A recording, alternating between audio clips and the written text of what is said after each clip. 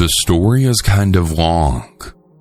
For a little bit of background information for the following events, the story dates back to when I was just a young child, to now as a 19-year-old almost adult, to before I was even born. I didn't live in the worst or best neighborhood. It was a neighborhood where if you left your bike out, it was almost guaranteed to get stolen within just a day. It's not like there was a murder reported every other day, just a neighborhood where people like to steal bikes and maybe rob a lawnmower out of your shed. Anyways, me and my family have been victims of these things multiple times. It started off when my dad's truck got robbed before I was even born, and he had some tools in his work bag stolen. We had no idea at the time that the same person would be targeting us for years. One day, my mom was active and doing things in the house when I and my dad were sleeping. My mother told me this story, by the way. She was doing some cleaning until she had heard a commotion in the bathroom. She went in and then saw a teenager or a young adult climbing through the window. She described him as youngish, blonde, and he wasn't even wearing a ski mask or anything, just a black hoodie. She said that he stared at her for a moment and then slowly climbed out of the window and then left.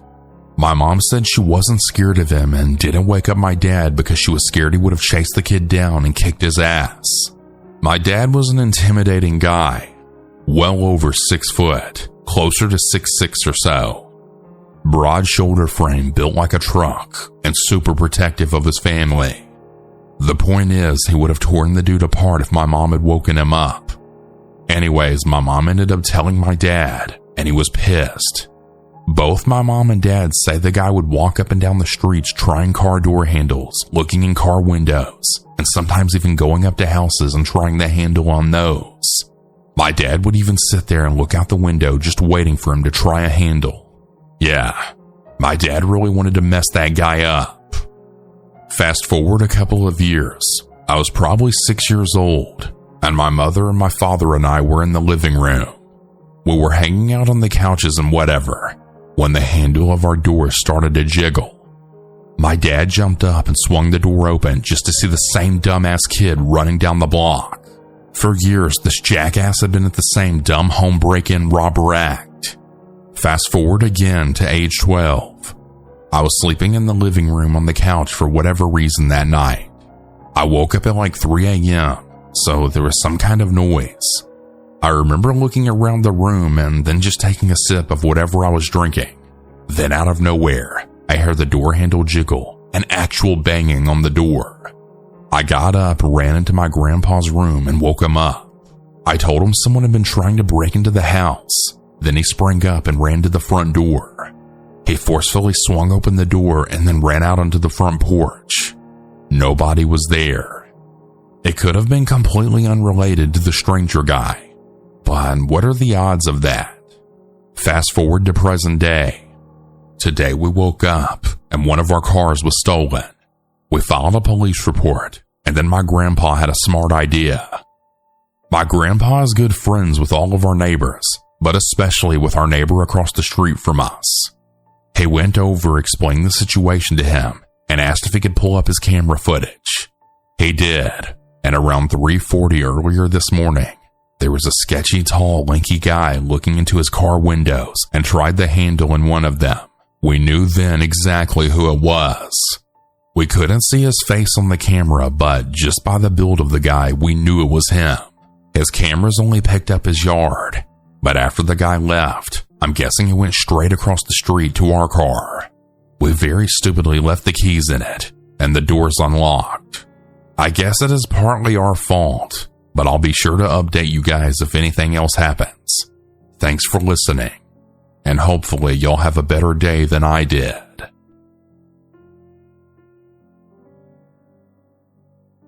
This happened in the late summer of 2014, but I remember it clearly even 10 years later. In the fall of the previous year, I moved into an apartment with my boyfriend at the time. I was freshly 18 and he was 22. He was a socially inept groomer. Let's call him Mike. Mike was always emotionally distant and strange. We had many shared interests, but he refused to let me have friends, make new friends, or just go out and enjoy life in the city. I'd invite him to concerts for bands he liked, and he'd always decline. I'd offer to introduce him to my friends, but he'd decline. I'd go out to a show with my friends or go hang out with my friends, and he'd send me a Word document, a deranged poetic slide describing every single fault of mine he could discern. One time I smoked pot and he compared me to Medea killing her children. When I say poetic, I mean poetic, and when I say deranged, I mean deranged. Naturally, we broke up. A friend of mine found him on a dating website, and that was it. My parents helped me lug his stuff into a truck and took him and all of his crap to his parents' house. It was a done deal. I kept the apartment and tried to settle back in. It was fine. I enjoyed my alone time and I was now free to have friends visit. It seemed ideal. Upon falling asleep on my second night alone, I was quickly woken up by a knock on my door. I checked the time. It was maybe 3 to 4 a.m., I think. Yeah, screw that. No thanks. I tried to drift off again, but the knocking happened again. More rapidly and more aggressively this time. I kept ignoring it. I didn't have that many friends, and the friends I did have wouldn't be banging on my door at 3 a.m. Eventually, the banging stopped. I enjoyed my next 3 days. I went out with my friends, had some drinks, then came home alone and went to sleep. I was then awoken again by 3 loud bangs, and again at 4 a.m. What the hell? I then hear more bangs, and now the doorknob is rattling. This time whoever it was trying to open the door. Luckily this building was old and disgusting. The landlord, the paint jobs, roaches, and no AC. But what it did have was 2 deadbolts and a door chain. So I felt more curious than scared. I took a look through the peephole and saw a blonde man. He didn't look like a junkie or a weirdo, but I also didn't recognize him. And no, it wasn't Mike. He was dark-haired and he would have written a poem before he tried to break down a door. So, feeling young, stupid, and for whatever reason safe enough to sleep, I go the hell back to sleep. But it keeps happening. Every night I go to sleep, and every single night he knocks. He bangs and slams the door. He jiggles the doorknob left and right. He yanks on the doorknob. He flies into the door with the weight of his entire body, and he never talks. He'd really suck as a SWAT officer. And for some reason, I never called the cops. I think I was in my ACAB era. I don't know. It went on for about a week, but I do eventually call my friend Pete. Pete and I hung out for the day. Maybe for a bit of context, Pete looked like the sniper in Saving Private Ryan. Skinny, bony, and oddly serious. Pete couldn't hurt a fly, but he had a weird ghoulish face that made it seem as though he could. So we waited and waited. We plotted, and we constructed a plan. Speaking in whispers, we waited into the night. 1, 2, 3. And then again, there's knocks at the door. Go time. Out of the peephole, we see the blonde man. What a surprise. He continues to knock, smash, and bang. With the chain lock on, we undid the 2 deadbolts. The knocking paused. We flick open the doorknob, and with a knife in each of our hands, we start screaming. We stab IKEA kitchen knives through the gap. We switch the blades around like pirates who are only allowed to carry butter knives. Screw off already! The blonde man stumbles back and then jogs down the hall. Pete and I just laugh our asses off at this. And to my surprise, the weird blonde man never returned. All it took was matching his craziness. I will never know why he targeted me or why he was so freaking insistent in getting into my apartment. This took place in June of 2015. I was a 25-year-old female who had just finished college and who took to the road to explore the western provinces of Canada. At this time, I found myself working odd jobs for cash in the province of British Columbia. If you're not aware, the Okanagan region of BC is a gorgeous place that has a perfect climate for growing fruit. especially cherries, apples, and wine grapes. In the spring, summer, and fall, tons of jobs open up for people to come pick fruit by hand, often living in camps in tent cities. I had just finished working on a farm in that region for May and June and got a ride to Vancouver to catch a Greyhound bus east into Alberta to do some more exploring. I was traveling pretty roughly and unsafely. My cell phone had no service because I hadn't paid my bill in 6 months, so I was dependent on Wi-Fi to stay in touch with loved ones, and I had no credit card. I was dependent on working short burst cash jobs to get by and carried a tent, so I always had somewhere to sleep. My main means of travel were hitchhiking, rideshares posted on Facebook groups, and Greyhound. I was trusting and somewhat naive, and to this day, I believe some angelic force or spiritual guide must have kept me from getting murdered because I took many stupid risks, and here unfolds one of my riskier decisions. The Greyhound ticket I'd booked departed at 7 in the morning the day after I got dropped off in Vancouver. I was getting dropped off around 5 p.m., and I was unable to find a place to stay because, again, I didn't have a credit card. My plan was to hang around 24-hour fast food restaurants or coffee shops near the Greyhound station in downtown Vancouver all night, charging my phone and chilling with my belongings into the wee hours of the morning when I'd walk to the Greyhound station. At this time, I was carrying a large backpacker's pack with a tent and a sleeping bag on my back, as well as a small backpack in front for small personal belongings, and I really didn't want to get robbed. I used my phone with coffee shop Wi-Fi to Google 24-hour businesses downtown, and it narrowed down a few. There were not too many, but I had at least one Tim Hortons and one Starbucks.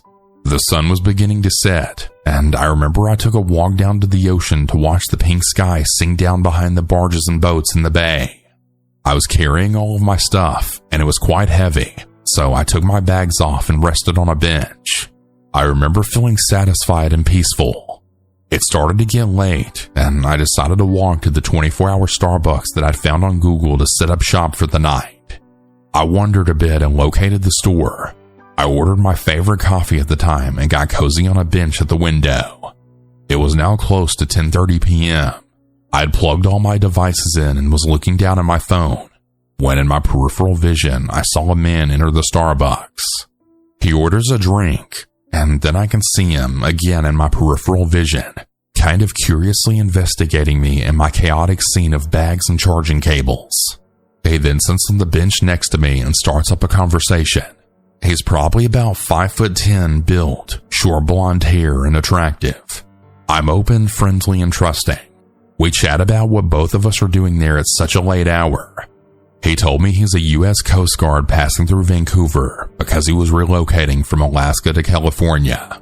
He then told me that he noticed me sitting on a bench on the beach hours before, which was at least a 30-minute walk from where we were. Suddenly, the Starbucks staff told us they were closing. It turns out they were no longer operating for 24 hours. It was almost midnight, and I realized I had to find another place to stay in downtown Vancouver. He asked me where I was going next, and I said I was going to look for another place to sit all night. He very kindly and generously offered to let me stay on the couch in his hotel suite until I had to get up at 4:30 a.m. to catch my bus. I felt I had no choice. I trusted him, and I went with him. It was a 5 to 10 minute walk from the Starbucks. He was staying in a small Chinese hotel with small dragon statues out in the front. He took me up to a suite on the second floor, and I dropped my bags in the living room next to the couch. We shared a few words, and he told me not to drink any of the water or soda in the mini fridge or he'd get charged for it. I then curled up on the very small couch, and he went into his room. I didn't sleep well because I had to get up in a few hours at this point, and I was anxious about sleeping through my alarm. My alarm went off at 4:30 a.m., and I started gathering my belongings. I then went to the bathroom to brush my teeth and use the toilet. When I opened the door, he was out of the room. His attitude had completely changed from the night before. I don't know if he anxiously tossed and turned all night, regretting his decision to bring a strange girl into his hotel room, but he looked ready for a fight. His fists were clenched as he followed me around closely, and he kept saying, "Don't steal anything. Don't take anything that's not yours." I quickly gathered my belongings and left, waving and saying thank you as I went out the door. I walked to the Greyhound station, hopped on my bus, and headed farther east. To this day, I think about this tale often. I wonder if he followed me from the beach or if it was truly a coincidence. I wonder what his intentions were. I wonder what made his attitude change. I wonder if he thinks about this too. And I wonder if I dodged a bullet, how wrong things could have gone. Either way, I've been longing to tell this story. Hopefully it entertains people.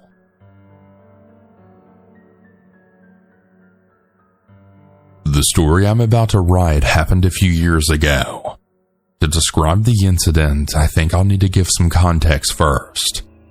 I'm a 29-year-old male now. Back in high school, I had a crush on this pretty girl. Eventually, I asked her out and we became each other's best friends. The story revolves around her father. Ever since we were together, I quickly realized he didn't like me much. He used to give me blank stares whenever we had dinner over at her house, and though I tried my best, he would always try to pick at me over something, even to the point of me dropping a single drop of rice outside of the plate. She and her mom were very apologetic though, and I learned quickly that her father was in the military and apparently developed some kind of mental disorder from his tour in Afghanistan, and so he was always groggy like that with almost every single person he met. He once told his daughter that even with me present, that such an ugly guy like me doesn't deserve a pretty girl like her. So in a way, I respected him, and I'm not gonna lie, I always felt sorry for him. Hence, I try to be naive about the things he said to me and just ignore them. I thought he was just being overprotective of his daughter. And oh boy, was he protective, alright. Fast forward to university. By this time, even though we had a couple of fights, she and I were still best friends and loved each other like crazy. By this time, she and I were doing side jobs and making enough money to afford our own apartment together, besides all the costs, and we decided to move out from our parents and start living on our own. Although my family were very happy seeing me move on, her transition was not so easy. At first, her father straight up denied her from moving out. However, thanks to her mom, she was finally able to move in with me despite him being very angry with me and at her over the entire ordeal. The problems began almost immediately after moving out. At first, he called my family, and he told them that apparently I'm the secret Satanist cult leader, and that I've lured his daughter away from him, as well as some other crazy stories. My family, who already knew about his mental health condition, assured him that I wasn't going to harm his daughter by any means, and that I love her more than anything, and that I would never let anything bad happen to her. This isn't even enough, though. He called our university's office one day screaming and demanding to know why she's not returning his calls, and that I've probably done something bad to her. This resulted in a very ugly scene of both of us being pulled from our classes to the uni office and having to explain her father's conditions. Mind you, the reason she wasn't picking up the calls was because she was in the middle of class. In the meantime, something odd started happening with me in the middle of the night. Every night around 1 to 2 a.m., I started getting calls from an unknown number, but when I picked it up, I just heard breathing, no words, so I started ignoring them.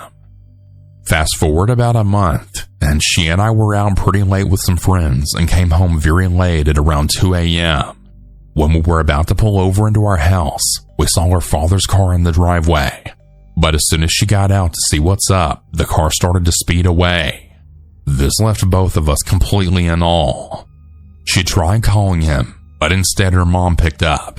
But she told us that she had just woken up and didn't see her father anywhere. She was also shocked to learn what we've just seen. Even though he denied it at first, it turned out every night after her mom fell asleep, he sneaked out and drove all the way to ours, apparently to protect his daughter from my evil deeds. Her mom also found out that he used a burner phone every night to call to my number as well, just to spook me out or something. Even though you might think this is the worst incident, unfortunately, no, it's nowhere near it.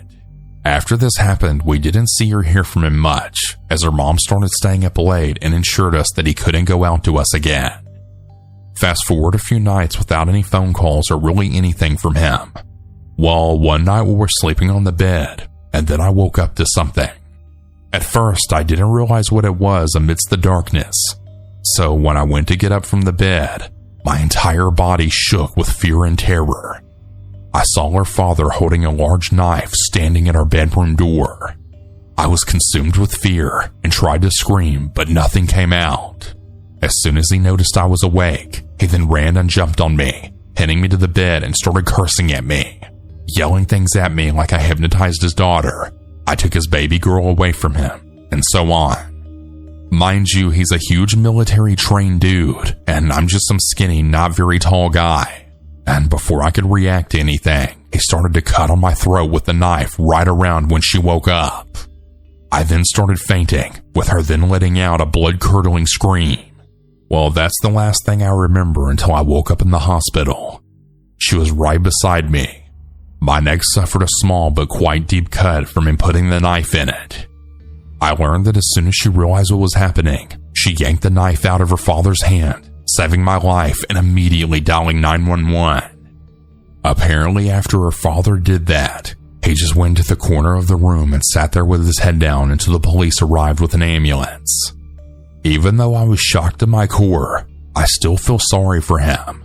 He was in major need of mental assistance. Nobody understood it back then, and perhaps her moving out made it even worse. At the end of the day, I'm alive and well with just a bruise on my neck as a forever reminder of the incident. Her father has since been diagnosed with schizophrenia and getting proper treatment now, and he's doing better. And if you're wondering what happened to us after that, well, we just got married the previous year, and we're very happy. We still remember that horrible night, and we promise each other we'll keep each other safe at any cost.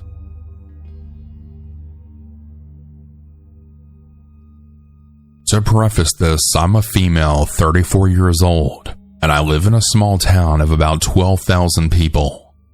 It's pretty quiet for the most part, but like any other town, it has its bad apples. It's a rural country town, and a nearby area is known for having some unsavory characters, basically just crackheads and junkies. One night when I hadn't been living in that town for too long, I was sitting at home and remembered that I needed some cash to pay for my portion of the rent and utility bill money the next day. So I decided to make a quick trip to the bank that wasn't too far away. I was still a little unfamiliar with the town and where things were, but I had for sure seen a bank nearby. Once I arrived, I noticed it had been permanently closed. Well, damn. I remember seeing another bank on Main Street, so I set out to get some cash.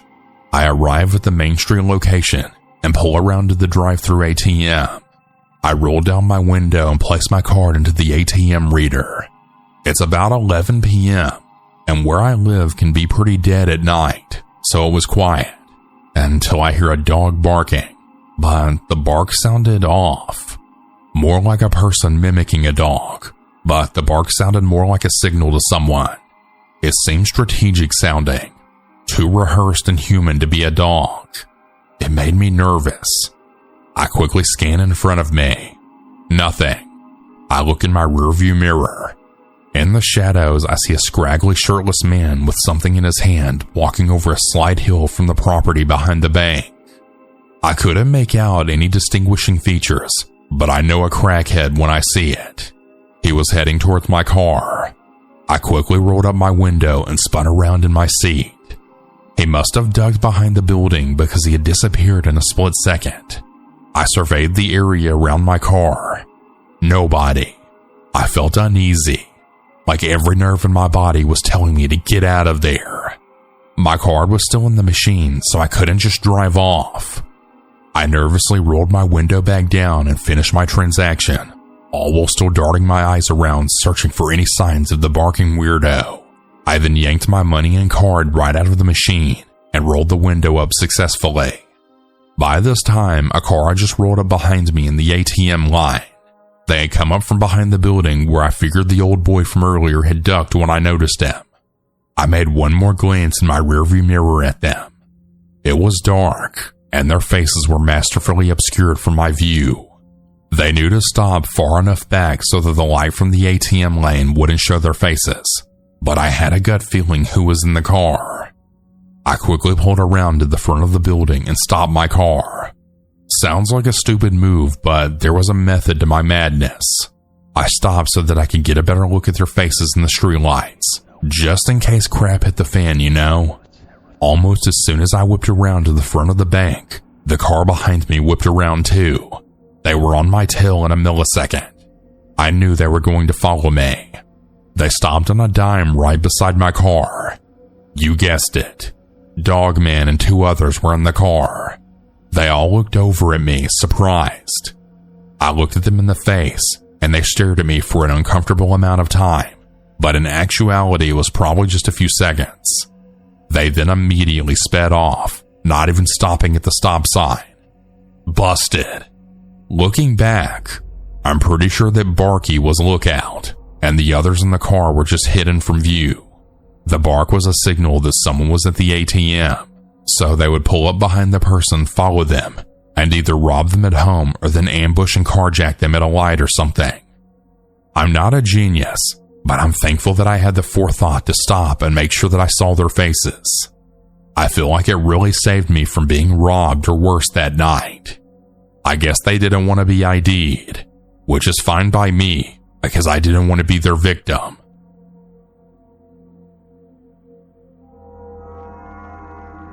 The story starts with me failing to bring my big energetic dog to the dog park at a reasonable hour. It's late at night, approaching 11 p.m., but she's going stir crazy, and my girlfriend is very upset, so I decide to bring her over there despite how late it is. However, I still have work to do, so I foolishly decide to bring my laptop with me to a remote area practically guaranteed to be empty at night. As I'm plugging away at my computer, a man in a Lakers windbreaker comes walking down the street heading to the right. The entire time he's looking directly at me, even turning his head all the way around as he walks past. He finally gets about 50 yards down the road where the gate to the dog park is. Suddenly he stops. He looks around, clearly looking up and down the road to see if there were any bystanders coming, and weighing a decision. After a few moments, he opens the gate and starts walking right toward me. Seeing the geography of the park, you would realize immediately as I did that there was no conceivable way he could have been intending to come to the park before he saw me. There's absolutely no doubt that he's intending to mug me and steal my laptop. I'm not scared though. I'm angry and frankly offended that this guy thinks I'm an easy target. So I calmly stand up and walk over to one of the shovels lying on the ground that people use to clean up after their dogs. I dispassionately pick it up and walk back to where my stuff is. I square my shoulders, puff out my chest, and confidently sling the shovel over my shoulder. He's about 20 feet away from me at this point. He's still approaching me, but just slightly more slowly, and his posture seems a bit more doubtful, if that makes sense. So I call out to him, something like, "Hey, how you doing, pal?" Which I hoped was a good choice that would sound relatively normal and not like a nerd trying to sound tough. I tried to put as much menace as I could on it without sounding too cartoonish. I must have done a good enough job. Because of this, he stops walking. I'm expecting him to say something back, and I'm watching his hands, which are still in his pockets. And then without a word, he turns around and walks away. I know this might seem like I think I'm a badass or something, but that was the very first time anyone tried to mug me. I was all adrenaline and anger in the moment, but looking back on it, I'm really lucky how it played out. I'm not sure I could have actually beaten him in a fight, but I had a pretty dangerous looking shovel and was genuinely willing to use it. And I knew that he probably wasn't going to risk a trip to the hospital or worse just for a generic laptop. But I'm also really glad that he didn't pull a gun or a knife on me. Still, I'm really proud of my response.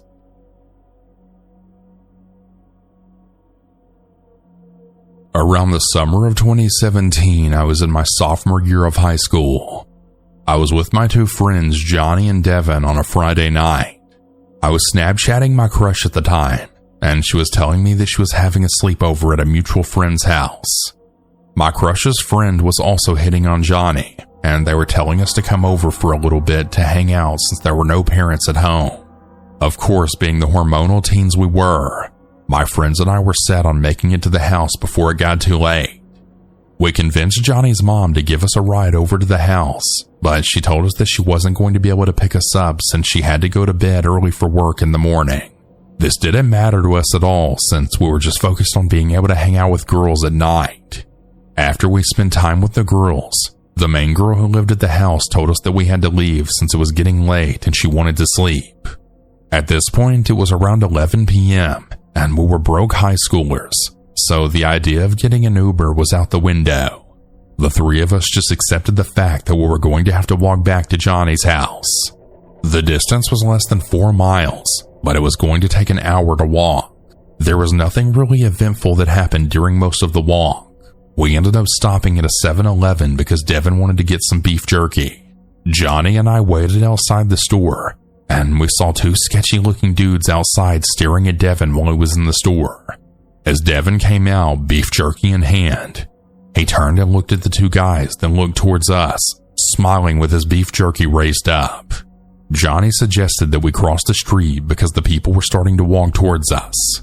We continued to walk across the street and looked every few seconds to see the same 2 guys walking the same speed at us on the other side of the road. I think they knew we were looking at them a lot because one of them began to make a slow 2-tone whistling noise. About 3/4 of a mile from Johnny's house, we were whispering and trying to figure out a plan to make sure that these people didn't follow us back to his house. We looked across the road and the people were gone. This relief was short-lived as they appeared in an alleyway across the road with that same 2-tone whistle. Then Johnny said a phrase that put me into a fight or flight position. They're walking across the street towards us. At this point, Devin and I also turned to see that the 2 guys were walking towards us. When they saw the 3 of us turn to look at them, they then began sprinting at us. I'm honestly glad that the 3 of us had the same idea. Run. We all started running as fast as we possibly could, and I didn't want to stop until we got back to Johnny's house. I saw Devin drop his charger for his phone, and he stopped to grab it quickly and then caught back up with us. I didn't even dare to look back at the 2 guys chasing us, but I heard them yelling at us and doing that same horrifying 2-tone whistle. I was wearing these really beat-up low-top Vans that were destroying my feet with every cushionless step that I took. It didn't matter. All that mattered was running until I couldn't hear those people yelling and whistling. I'm not really sure if the 2 guys were just trying to scare us and have a quick little laugh, but after 2 or 3 minutes, they finally stopped chasing us, but we still didn't stop running. I remember Devin saying, "They stopped chasing us," in between his gasps for air, and all I said back was, "Just keep running." We turned the corner and Johnny's house was less than 200 feet from us.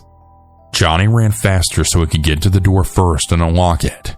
We threw ourselves inside, locked the door, and then ran up the stairs to Johnny's room. We all spent the next few minutes catching our breath and checking out the window to see if we could spot the 2 sketchy guys walking around. I'm very glad to say that we didn't see them again, but Devin showed me a picture of a pistol that he searched up on his phone and then said, "This is what it looked like." When I went to grab my charger, I saw one of them with a gun that looked just like this. I'm not sure what is more bone-chilling, the fact that I was running away from 2 people with one of them having a gun, or the thought of turning around while running just to see a man with a gun running after me.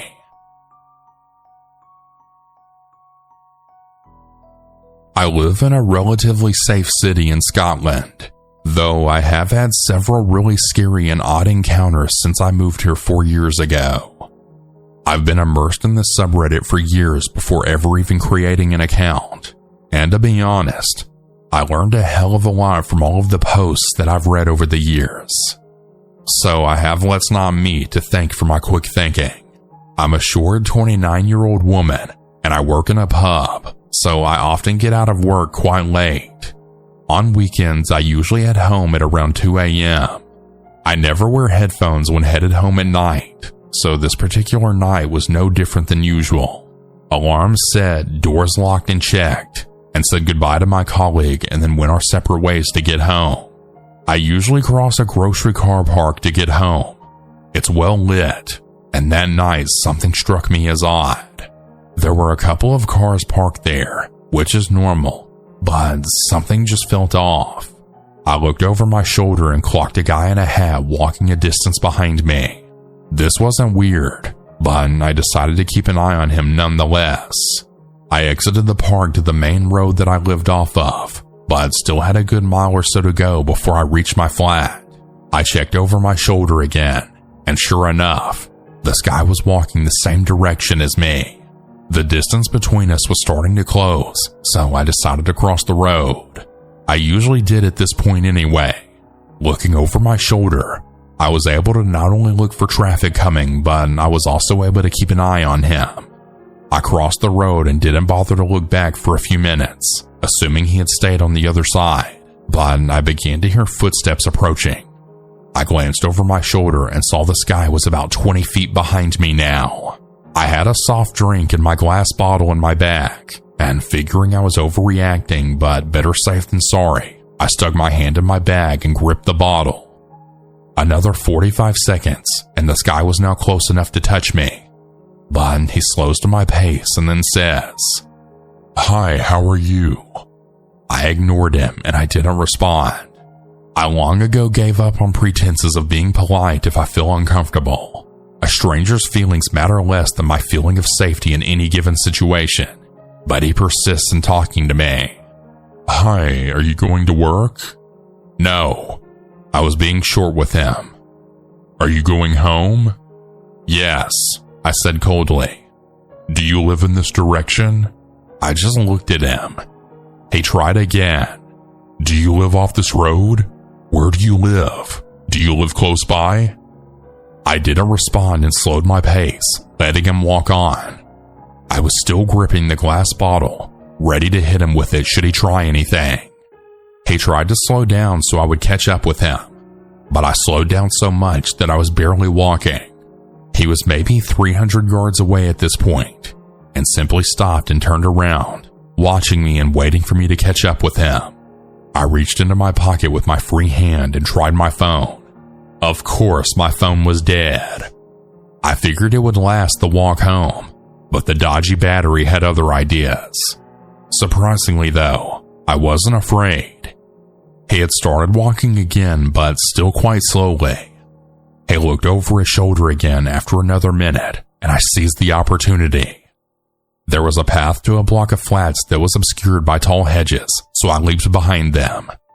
I waited for nearly 10 minutes, never letting go of that bottle the whole time. I peeked around the hedges to make sure he was there. I peeked behind bins and bus stops to make sure he wasn't hiding in wait, but as far as I could tell, I had lost him.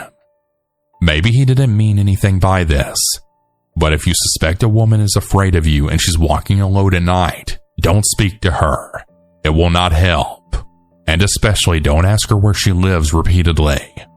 I wasn't drunk. I didn't appear to be drunk or need any help. I was just walking home as I ordinarily would. I am, however, inclined to believe that he had bad intentions. I would rather be too cautious than not. And this subreddit has definitely taught me how to do that.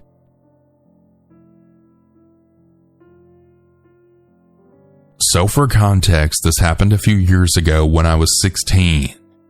It was early August and me and my best friend, both female by the way, were at my house and decided to go on a walk around 11 p.m. I've always lived in a really nice neighborhood where no crime really happens. However, I'm still extremely aware of my surroundings. We walked to a school near my house and decided to indulge in the devil's lettuce. Now, this wasn't new to me, so although I definitely felt the effects, I wasn't out of it or anything at all. When we were done, we just kept walking. Eventually, we were walking on the sidewalk opposite a pharmacy which wasn't open at the time, so it was deserted. But I was kind of just staring over at it, and I saw some bikes around the corner of the building. As we kept walking, I kept my eye on it, and I noticed two big men who seemed homeless fiddling with the bikes. I could hear them angrily yelling, and it seemed the bikes were broken. It also seemed like they were on heavy drugs with how they were acting and yelling about the bikes. Then one of them looked up and started yelling at the other guy, who then looked up as well.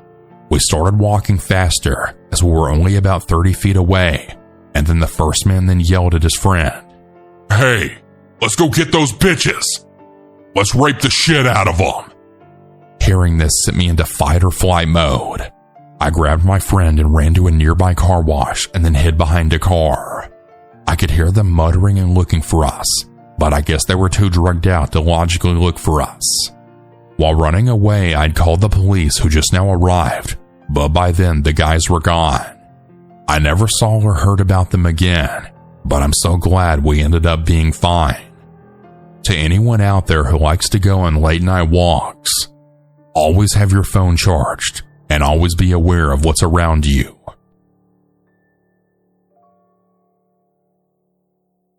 This happened about a year ago when I was in my first year of university. For context, I'm from the UK and I lived in Students' Hall for my first year. It was in a flat with 2 boys and 4 girls, including me. There was a park nearby that we would often go to get some fresh air and sit at the swings and just talk about life and things in general. We were all very much night owls, so it wasn't uncommon for us to go late at night. One night, one of the other girls and I decided to go by ourselves as nobody else wanted to come. As you enter this park, there's a tall monument and some benches. We were walking along the path, and it was pretty much pitch black when a man stepped out of the darkness towards us. We jumped a little, but he was walking away from us, so we weren't too worried. However, we can be quite paranoid, so we kept looking behind us to check that he hadn't turned around and started following us. Turns out, this time we were right to be paranoid. After this, we made our way down to the swings and sat on them, with our backs facing the path that we had just seen the man on. I guess this was probably mistake number 2. Number 1 being going on a walk by ourselves late at night. After about 10 minutes, we looked back, and by one of the big trees further up the path where we'd initially seen the man, there was a small light, which we guessed was a phone flashlight, and it was shining directly at us. The light from the phone allowed us to see a figure standing by the tree. As soon as we both turned to look, the light went out. At this point, we really should have run, but we didn't want to alert the man that we'd seen him. So our plan was to sit for another minute and then calmly walk off and out of the park. Luckily, we could exit the park without going back the way we came. As we sat in silence waiting for an appropriate time to get up, we saw the light again, but it was closer this time. We then decided to hell with our plan and just got up off the swings. It started as a fast walk, but in the end we were both running the hell out of that park, with my flatmate phoning her boyfriend who we lived with.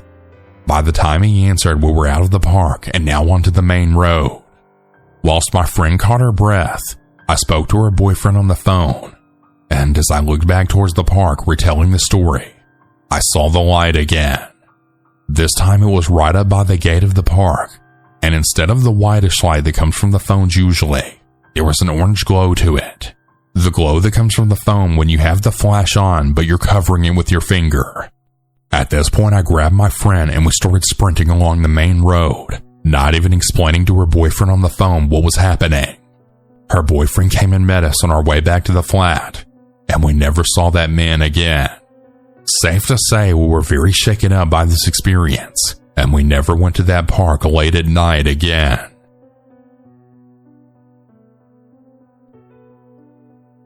Two years ago, when I was a sophomore in high school, I had started dating someone.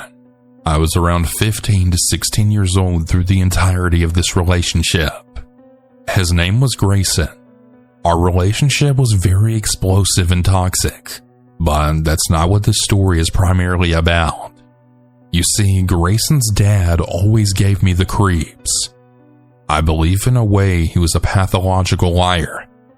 Here's some background. His name is Tim. Tim is really full of himself.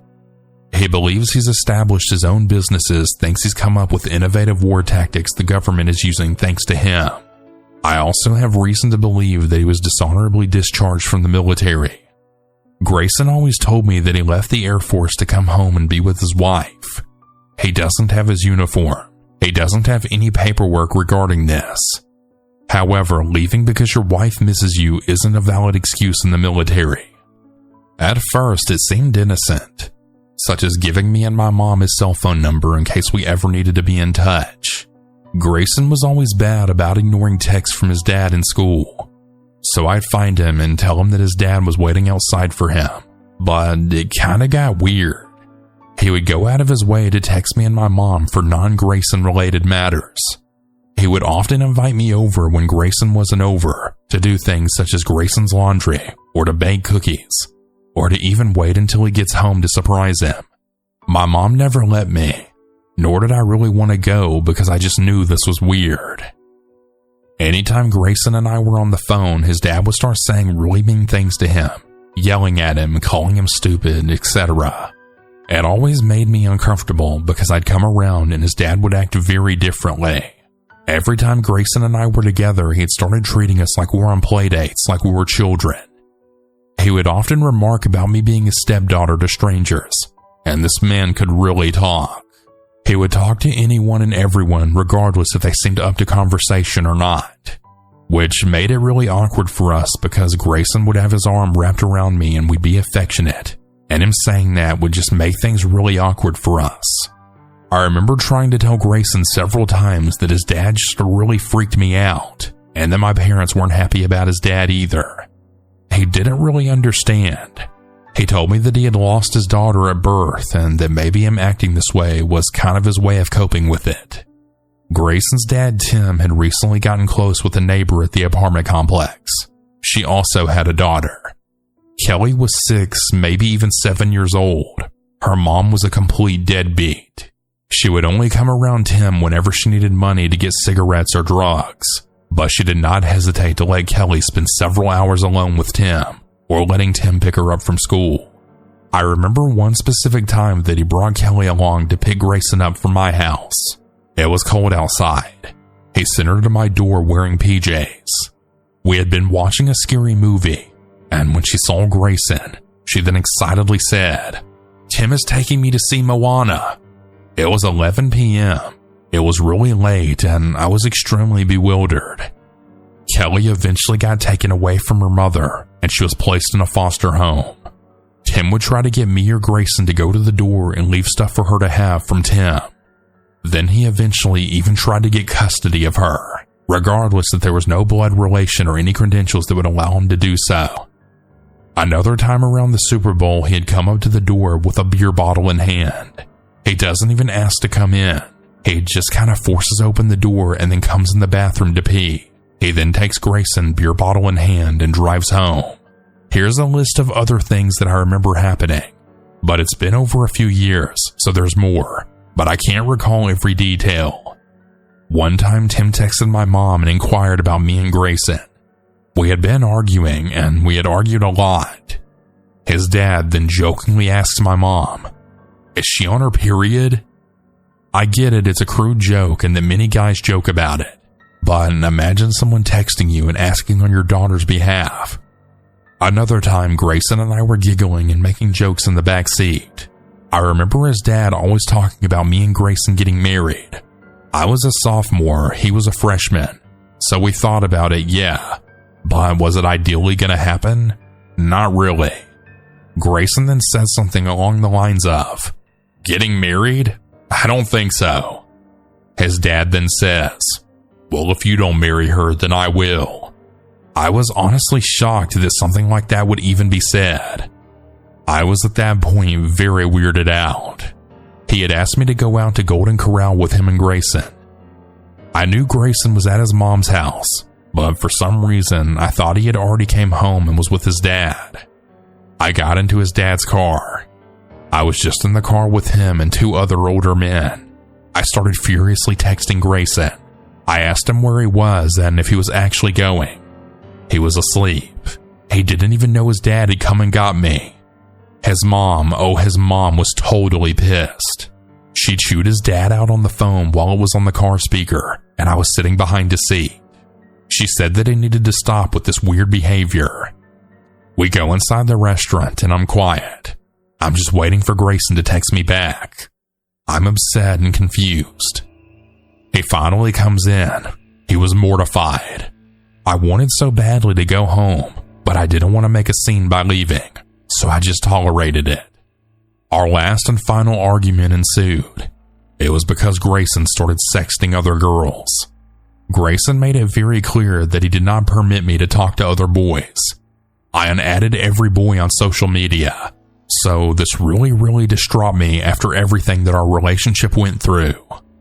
There were other signs that I ignored too, about how he'd surround himself with girls whenever I wasn't around, and how he'd touch on other girls in gym class. But this was the final and last time that I wanted to be walked all over. I snitched on him to his dad.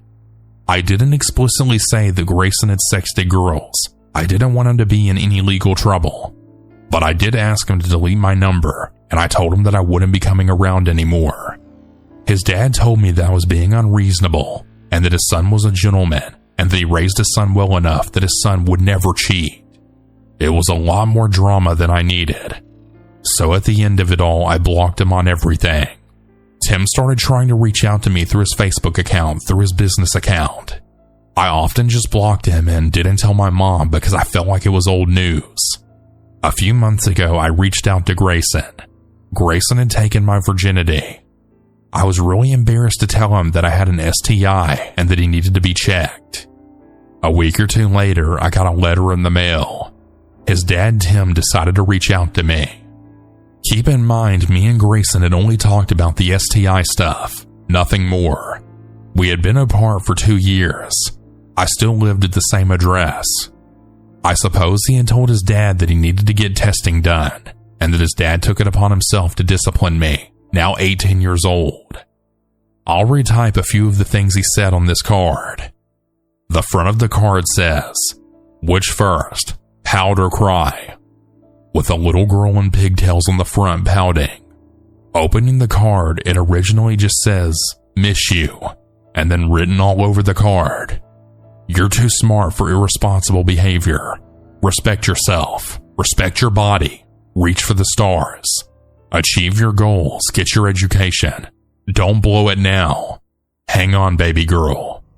If you need me, just call me. If you need a ride or just someone to talk to, your friend Tim. Picture your future. Achieve your dreams. Hey dear, respect yourself. Don't throw yourself at boys. If a guy truly loves you, he'll hold on to you. There's so many diseases out there. Some are incurable.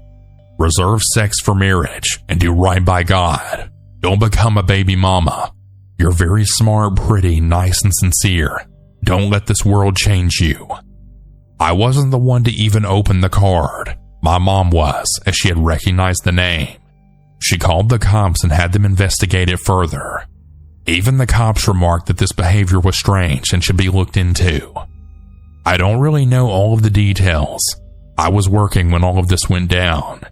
We still have the card in my mom's nightstand as evidence just in case this were to go any further.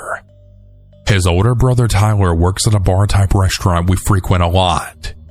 He and I don't really make small talk. We act like we don't know each other. But by the way he looks at me, I can tell in a way that he feels sorry. I truly empathize with him, because he too has had a long-term girlfriend, and I can only imagine his dad doing the same thing to them. It's gotten so bad that one of his older sons who has his first grandbabies is moving away just to get away from him. His wife doesn't like Tim, and even he can see through the man that his dad proclaims to be. I apologize if this is all scattered and doesn't really add up. It's been a while and I haven't really typed it all out, nor really talked to anyone about this other than my immediate family. I have other reasons to believe that maybe Tim isn't mentally sound, and he uses religion to back up his reasoning for many things that he does wrong in his life. I think maybe the reason why our relationship failed was because Grayson's dad mistreated him, and going to his mom's house was an escape from that. I think that is truly why Grayson treated me how he did, and it really breaks my heart for him. But I am glad that I'm well out of that relationship, well out of having to deal with his dad, and in a brand new relationship with a family that adores me. While this isn't extreme, I really hope that I'll never be involved with Tim or affiliate with any of the members of his family again. Update. I've had some questions regarding the whole STI thing, so to clear things up, I'll say it here. I did have a sex life after Grayson without being in any other relationships. I didn't have my first appointment until a while after. My STI was asymptomatic, so therefore I didn't realize anything was wrong. I don't know if Grayson gave it to me or what. I don't know how long I had it afterwards. I don't know when I got it. I just know I had it. My OBGYN asked me to notify anyone I was involved with, and everyone who I was with were told, going back to Grayson as he was the first guy I'd ever been with.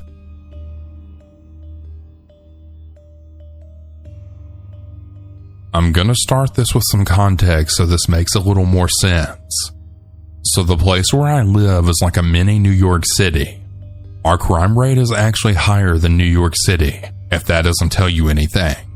There are crackheads, gang members, and just all around people that you don't want to encounter, especially at night.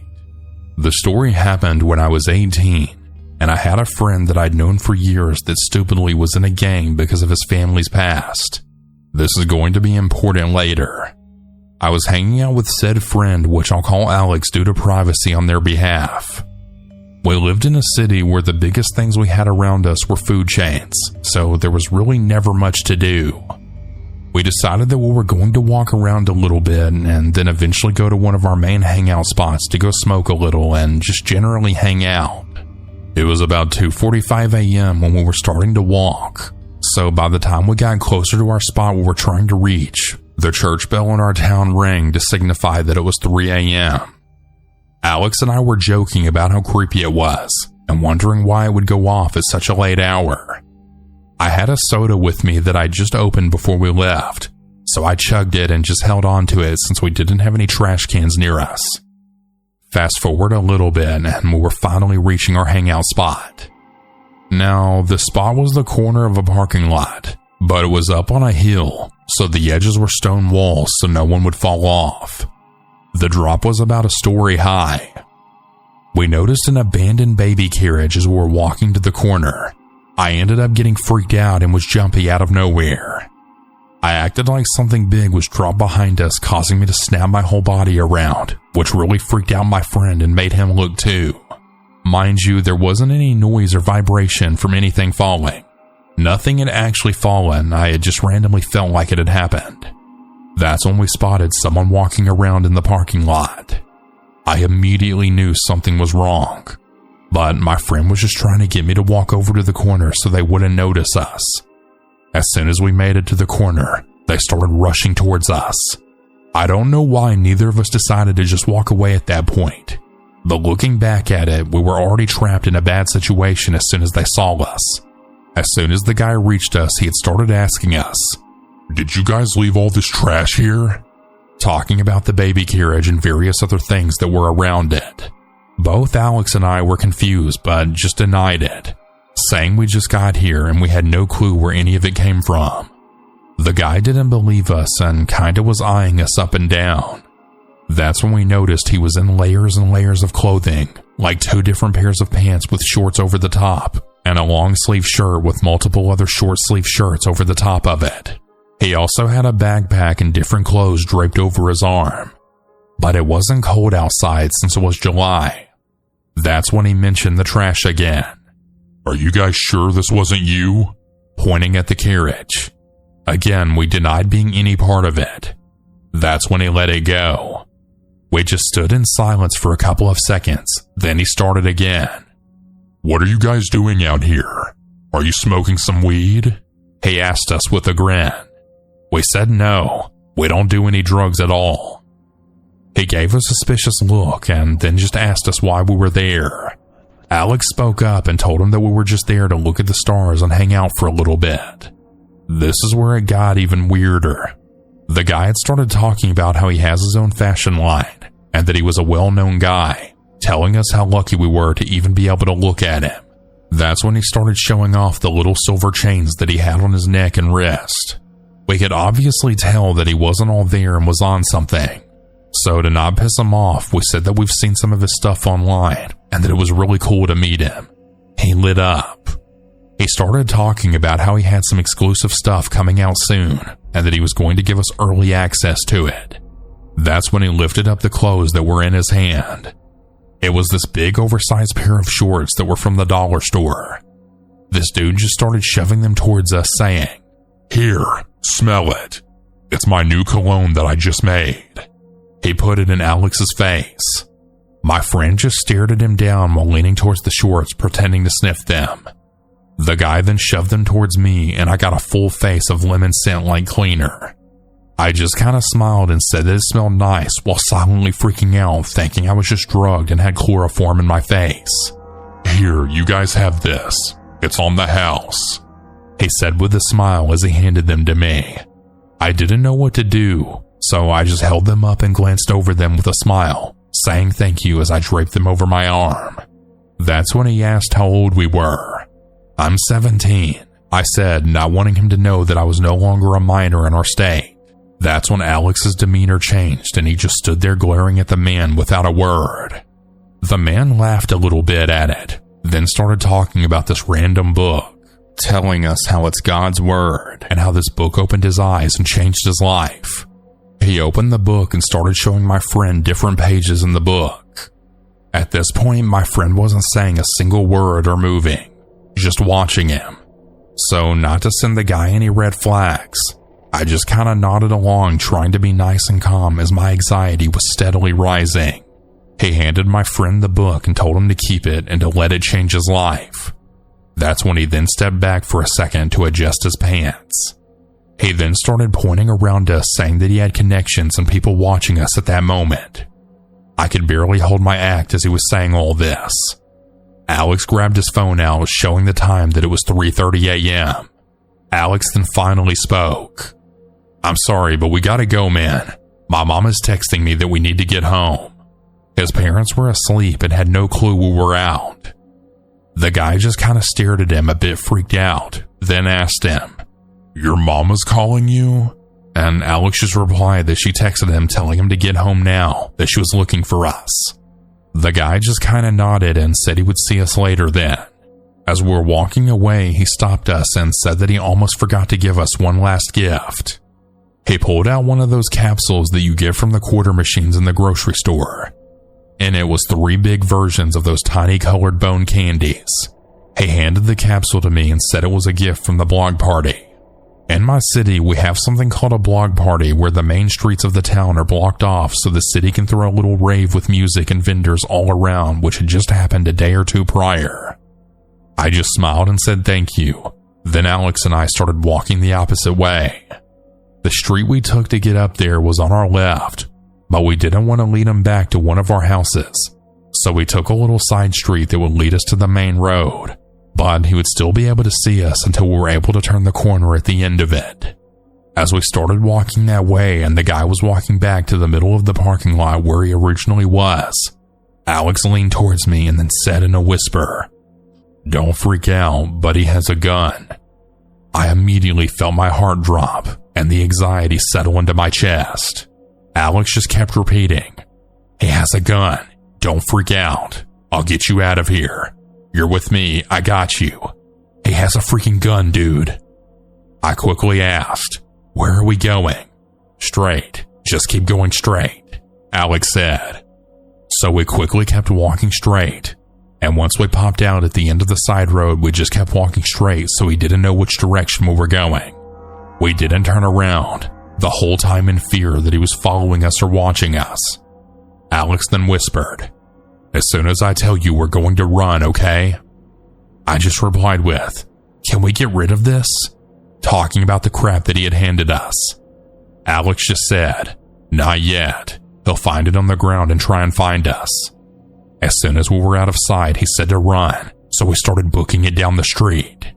I kept telling him that we needed to get out of his line of sight because if we kept running the way we were, he'd be able to see us from far away, because the road we were headed towards had a clearing, letting you see all the way back to the parking lot. We ended up running through an alleyway onto another street, but my friend kept almost leading us towards the clearing again, so I pushed him towards another alleyway to try and get away from that guy's line of sight. We were by a parking garage that had paid access when Alex and I finally slowed down for a few seconds. "Here, walk through the garage. If anything happens, it'll be on camera." I just asked again, "When are we going to get rid of this crap?" "In a minute," he replied.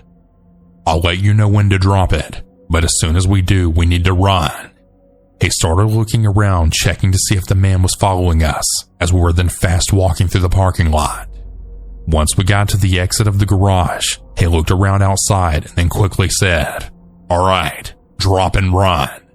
We both threw the things down outside of the exit and started running.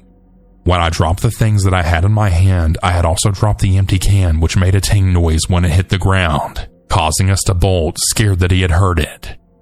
As we were running, I kept throwing up the soda that I had chugged in front of me, but I never stopped. Alex tried stopping me for a second to check on me, but I kept pushing him forward, saying that we needed to get the hell out of here. Once we finally reached near our houses, he told me to come back with him because he didn't think it was a good idea of leaving me alone at my house, since it was just me and one other person who lived at my house. We didn't stop running until we got inside his house. We just sat there in silence for a bit. Alex then finally broke his silence. "Do you know anything he was talking about?" he asked. "Other than the fact that he said he had people watching us, no." Alex shook his head and then replied with, "I do. He was trying to recruit us in his gang. He was trying to teach us old Italian mafia terms. That was what he was showing me in the book. He mentioned a couple of big drug lords that I don't even want to talk about. That's why he handed you the capsule and told you where his people were, so we drop it off to them to do a drug deal. He's the one who put the baby stroller there. It's an old trick to make people go and check to make sure there isn't a baby in it so he could trap us, especially with it being at the corner of a drop. I just didn't know what to say. All I could think was how I felt in danger the second we made it to the top of the hill." "How did you know he had a gun?" I asked. When he stepped back to adjust his pants, he grabbed onto it to move it. I saw it shining in the light. After that, I didn't really want to walk outside in fear that I'd run into him again. The next day, me and my other friend had to go to the store, and the garage that we had thrown all the stuff outside of just so happened to be on the way to the store. When we drove by, I noticed that everything was missing. I just hoped that the owners of the building just threw it all away. I haven't been back to that spot to this day, and I kid you not, every time I see a baby carriage, I just avoid it like the plague.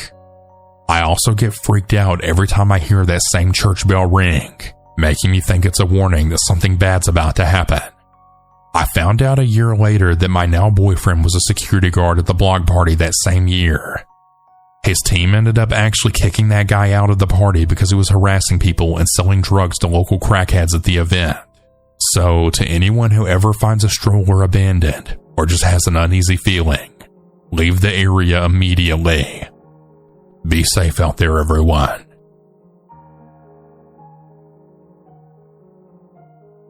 When I was in middle school, I was a petite and an attractive lady with curves with daddy issues.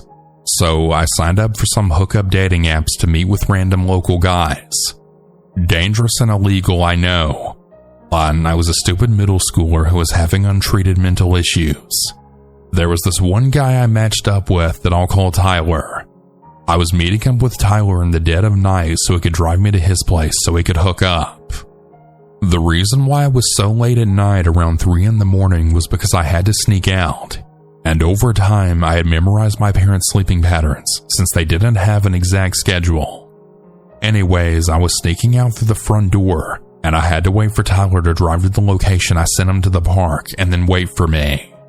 To walk there, you just have to cross the townhomes I live in at the time to a local elderly's home that where I live is known as a place to meet up as friends or couples. As I was walking across, there was an area which I had to go through to get to the elderly's home. And it was dark as hell. There's a sidewalk gap between apartments so people could walk their dogs and stuff, which looks totally normal in the morning, but terrifying at night. I was walking up to the stairs that lead into this section of the sidewalk, and I had a dreading feeling that someone was watching me. I froze in my tracks with my heart racing before I decided to continue walking forward since Tyler was picking me up soon. And a silhouette of a tall, big, dark figure emerged from the shadows and then approached me. Some of the light of the surrounding porch lights had lit up his features, It was a man who was about 5'11" to 6 foot tall, and he was a big Hispanic guy with some facial hair who looked to be above the age of 20, who just kind of looked like he wasn't all there. He walked a bit closer, and I was too stunned to walk away as he then began to speak with slurred speech. "Hey, are you looking for Chloe's house?" I then responded with a confused no. "Are you Chloe?" I said no, and then I asked who she was. He proceeded to tell me that she was having a house party, and he's waiting for everyone to leave so they can have some alone time, or something like that. It was really hard to tell since he was obviously on something at the moment. He then asked for my name, and of course, as the dumbass I was, I told him my actual name. He said that it was Pretty, and then he told me to hold up before he turned on his phone flashlight, then saying, "Damn, you're fine as hell." I quickly shot him down and told him that I was only 14, and he didn't seem to believe me. At some point in the conversation, he kept suggesting that we should hang out, but at this point I was just trying to escape, but every time I tried, he kept blocking the way out.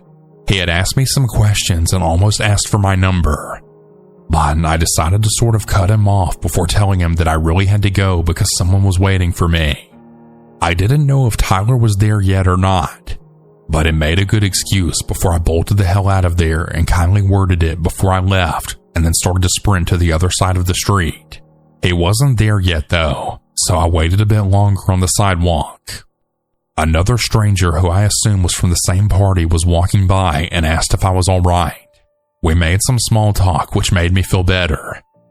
Just then, I finally saw Tyler's car. He arrived. Nothing else creepy happened that night, thank God. And he didn't live in my town. He was just there for the house party. Or at least I hope. I know that he asked me some other weird and creepy things, but I'm having a hard time remembering since it's late at night. But this experience really scared the hell out of me since I was obviously a minor. And also just approaching a woman at night and blocking their access out? Who does that? I wonder what could have happened if I didn't tell him that someone was waiting for me. Or if he wasn't waiting for some chick who he drove an entire town over to bang at 4 a.m. Please be careful and don't do what I did at all. The story happened slightly over 20 years ago when I was 16. During this time, I lived with my mom and stepdad in a remote area 70 miles west of Las Vegas, Nevada. I'd gone out to visit with my friends, being allowed to drive myself for the first time ever. I had a lovely time watching a movie and getting food together until it was time for me to head home. The curfew I was given was 10 p.m., with the caveat that if I was running late for any reason to find a payphone and call. The night wrapped around me in my old 71 Chevy pickup, as there were no streetlights or houses for most of the way home. As I pulled up to the first of 2 stop signs, I could see an older sedan. Old cars are still pretty common in that area. The car was stopped with its hazards on. I pulled up behind it and waited as a man in his 30s to 40s started walking towards me from the driver's side. Even at this point, I didn't have any alarm bells going off in my head yet. Being in the middle of the Mojave Desert, providing assistance to stranded people was common. People rapidly get into severe problems there by not having enough water when a vehicle breaks down, or not realizing that it's a freaking desert and people die wandering delirious away from the highway trying to find help. Anyhow, I rolled down my window as he came up to my door, and I could smell the liquor on him. I could see another man in the passenger seat. This was before anyone I knew had cell phones, and the nearest payphone was a good 10 minutes drive ahead. I didn't have a way to call the cops on a drunk driver immediately. The man then explained that his car stalled and he asked if I could help them out. I asked if his car was a stick shift, which it was. So I asked if he was familiar with push starting it. He said yes. So I agreed to, as gently as I could, push their car with my truck while they turned the engine over. For anyone that isn't familiar, this is a way to start a manual car that's having battery or starter issues, specifically to get it somewhere to work on it. I knew that my truck would be fine, and I didn't feel like it would be wise to get out and try and push their car physically. Push starting their car worked without a hitch. But here's where things go south. They get back out and thank me, then invite me to hang out and have some fun with them. I decline. They pull off to the side of the road and I continue on my way, only they start following me. So here I am. It's 9:50 and I'm running late because I stopped to help them. Admittedly, I hadn't given myself much leeway for leaving my friends. These drunk, creepy older guys have started to follow me on the road without any man-made light except for car headlights, and I'm at least 10 minutes away from a payphone. I think to myself, maybe I'm being paranoid. So I turn down a road that I know gave me a couple of turnoffs to either head back to town or loop around the gas station with a payphone. The car follows behind me. I'm thinking, damn. I take another turn that only leaves a couple of houses at the end of the road, and they turn behind me. I take another turn to loop around back to the gas station, and they follow me again. So at least I know they're following me and not just heading home. At this point, my heart is pounding. I decided to try something to lose them. I pull off to the side of the road, and I see them pull up behind me. I wait as the driver gets out of the car and begins to walk towards me. His companion also gets out and starts walking towards me. I wait until they almost get to my tailgate, then floor it. My wheels dig into the rocks and poof dirt, causing a cloud behind me. I then head towards the gas station. The gas station is deserted, but the payphone is showered in the light from the gas pumps. I call home and explain what happened and why I was running late. My stepdad asked me if the gas station worker could be seen, but I let him know that I couldn't see him behind the counter, that he was probably in the back. I wasn't in trouble, but I was asked to hurry home. So to the two drunk idiots that were messing with me that night, I have no idea what you had planned, but you should really be ashamed of yourselves for trying to pull that on a 16-year-old kid.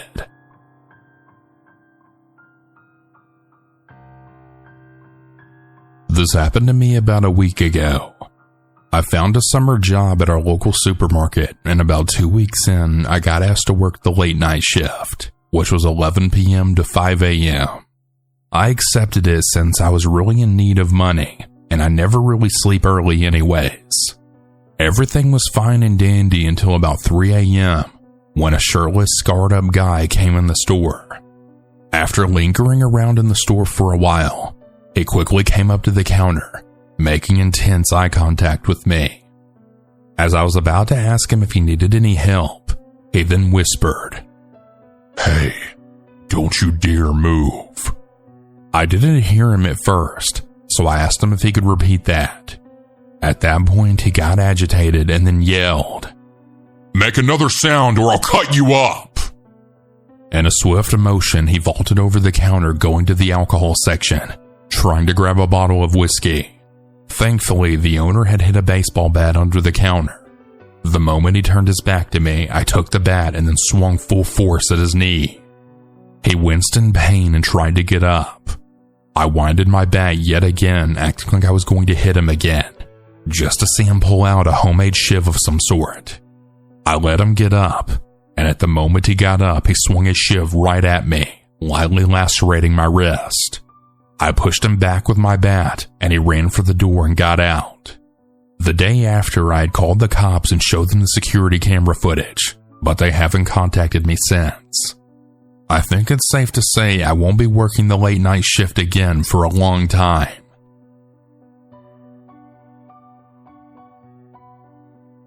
I often like to go out running in the summer or really whenever the weather's nice. This happened a week before I was supposed to start high school.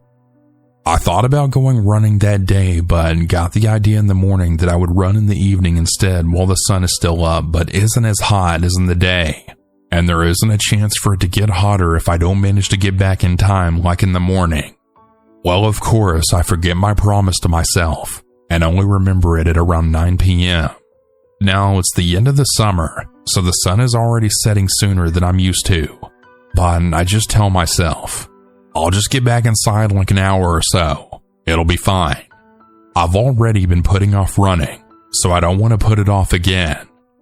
I should probably mention that I'm a girl, And even though a lot of girls I know change the side of the road they walk on whenever they see a distinctly drunk-looking guy walking, I was always the one calling them pussies and was ready to take on the first rogue who tried to get to me. I also live in a less populated area out of the town where almost everyone knows everyone, so I was feeling extra sure of my safety. What a naive fool I was, I know. So I go out, start my run, and it's fine. It's getting a bit dark, but I can still see the running track, so it's all good. I started to feel a bit off when I see a pair walking in front of me.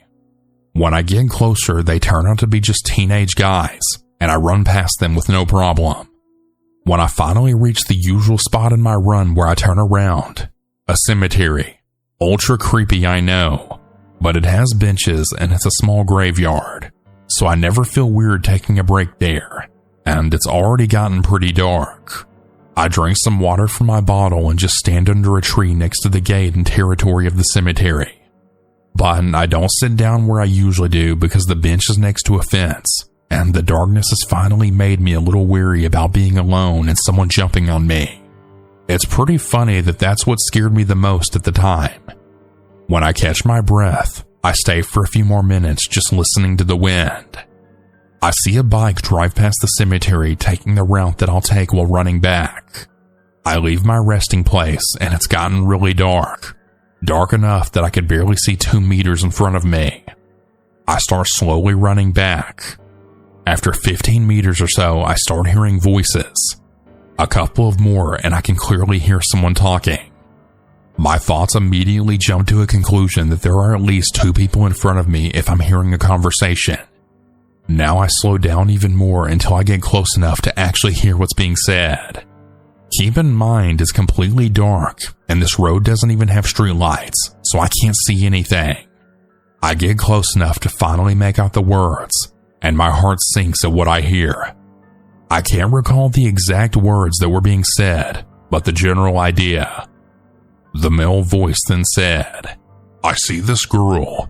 I could just pull her into the bushes." There were tall bushes lining one side of the running track. As I said, at first my heart stopped, but immediately after I go into fight or flight mode. I can hear my own heart beating in my ears, and I'm full of adrenaline, the bad kind. I know that I can't just stop or he'll know that I heard what he said, so I continue to walk, but thank God that the running track is separated from the road by a small grass field. So I go to the side of the road, making some distance between us. I kept looking at him. Keep in mind, I still don't even know how many people there are, but I see a square of light, presumably a phone, and then I hear him jump on his bicycle and drive off. It turned out he was talking on the phone, but just because he was alone didn't mean I was any less scared of him. I walked on the side of the road for a good few minutes until I'm sure he would be far away from me. And once I get back on the running track, I then sprint home like crazy. All the way back, I was shaking with fear and looking at the bushes and cars that passed me with delirium, squishing my water bottle in my hand, ready to smack anyone who came close to me. When I finally reached the first road lights, I really felt like I escaped death. I really got lucky that night.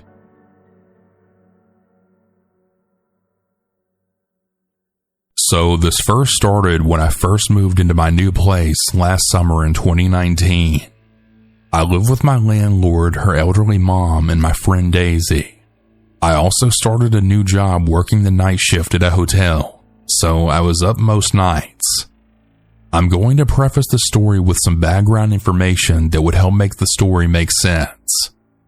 Since my landlord knew her neighbors very well as she lived in this house all her life and there's hardly any street parking, I was able to park my car in the vacant house's driveway, directly parallel across the street from our house.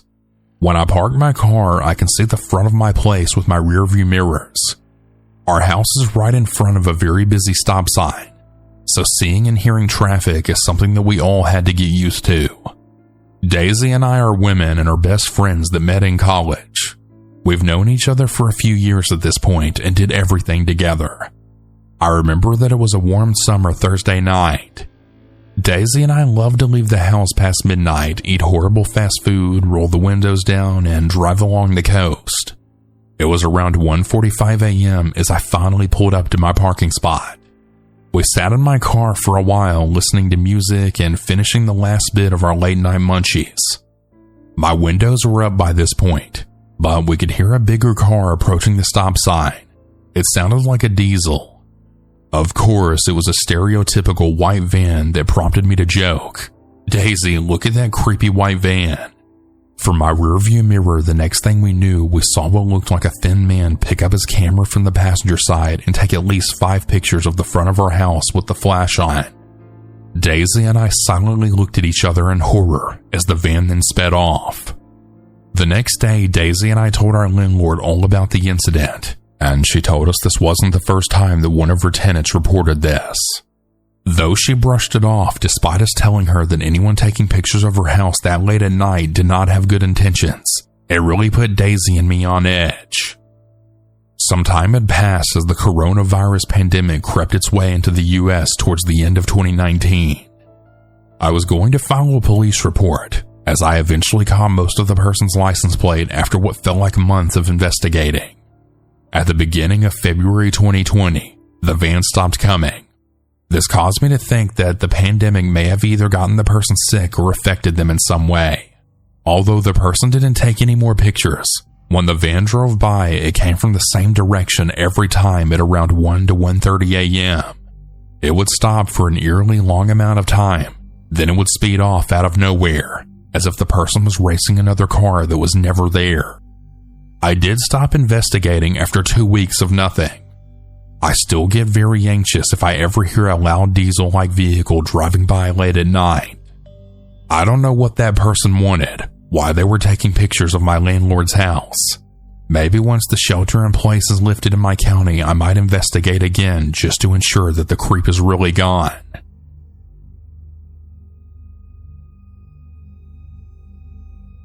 We were 16, an age where you feel invincible. It was summer, and school was out, and my friend and I, who lived in the same apartment complex, decided to go to the mall and kill time, as any other teenager would do. I don't remember much about that day other than our walk home from the mall.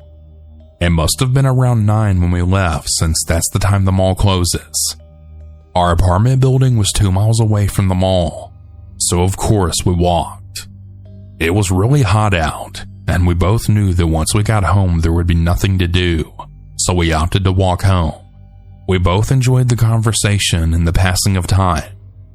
Our town wasn't exactly dangerous.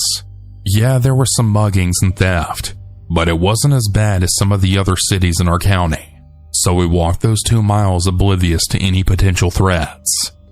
We were a mile in when we had passed an intersection. Shortly thereafter, 3 males walked out of the opposite street and began walking behind us. I didn't think much of it. It's summer. They were young. It's hot.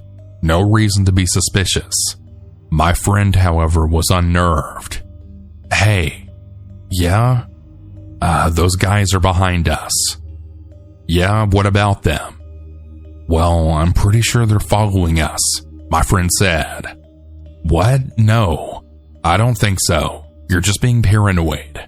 As soon as I said that, one of the men started whistling at us. I turned around. "Hey, what you got in the bag?" We had shopping bags from the mall. "Nothing.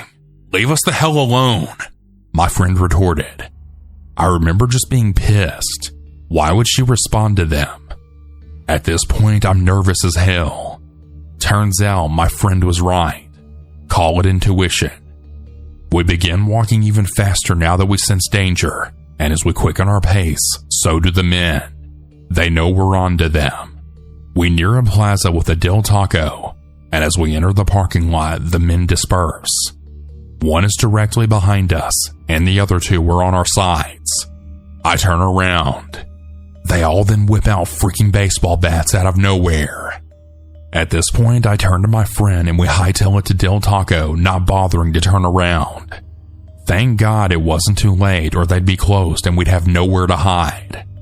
As soon as we enter the Del Taco, we look out the windows and witness all of the men jump into a Cadillac Escalade that was parked.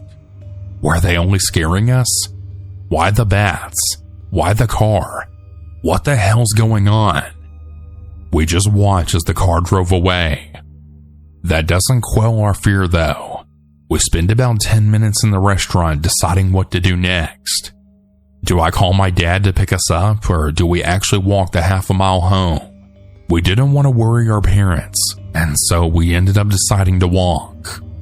The whole time we're constantly turning back, anticipating a black Escalade to pop out of nowhere and kidnap us, but luckily it never did.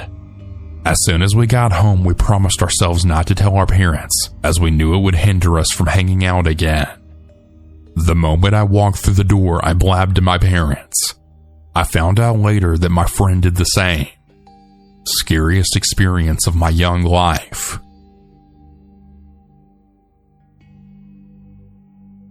My name is Christy. I'm 23 at the time, and my two friends that are twin sisters, Sammy and Tina, were 24. We were going to go to a night baseball game for the Cubs. We sat in our seats behind the visiting team's dugout. We were watching the visiting team practice, which at the time was the Dodgers. I know one of the Dodgers players. His name is Scott, and I was just screaming his name trying to get his attention. Finally, I got his attention, and he came right over to talk to us.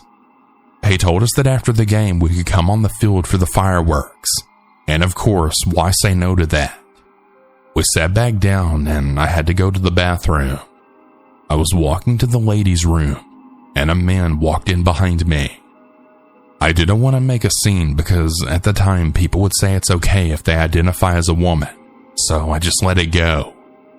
He was washing his hands once I got done, and then was like, "Hey cutie, I saw you talking to one of the visiting team's players. Do you know him?" I told him yes, and he said that he thought that was cool. Then I walked away, and he then ran after me. He then said to me, "Hey sexy, come back here." And then he grabbed me by my waist.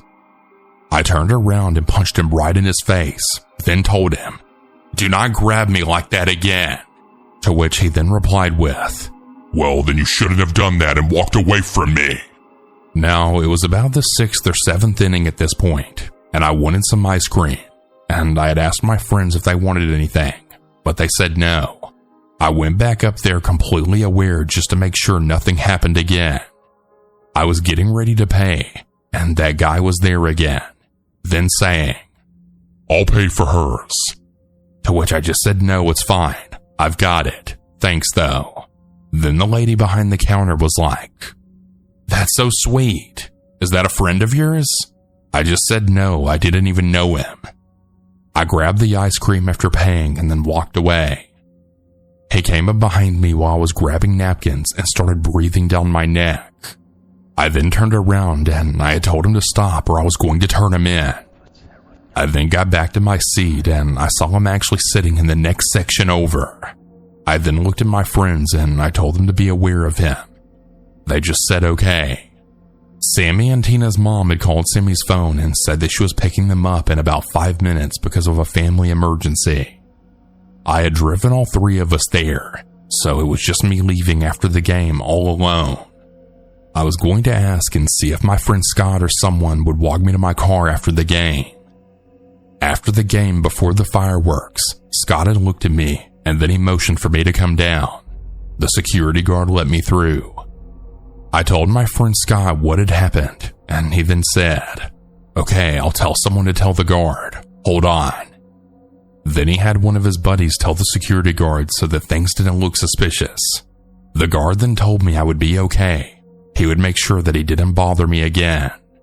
Scott then walked me to my car and then got on the bus to go to their hotel room. I was looking in the rearview mirror, and I saw this car kept following me. I then turned, and so did they. I stopped, and then they stopped too. I ran a red light just to see if they would too, and they did. I was getting really scared, so I decided to call my friend Scott. He told me to go to the hotel he was staying at, and his buddies in the hotel security would come out and make sure things were okay. I said okay, and the car had followed me all the way to the hotel. Once he saw Scott and his friends standing outside though, he sped off. I didn't want to drive anymore, and I had asked Scott if I could stay with him as I was in tears at this point. He just held me in his arms, and he told me that he would just go home with me, and then tomorrow I could drop him off here when it's lighter outside. I said okay, and he came to spend the night with me so that I wouldn't be home alone. I don't know what that guy wanted to do with me, but I really don't know what I would have done if it weren't for my friend Scott.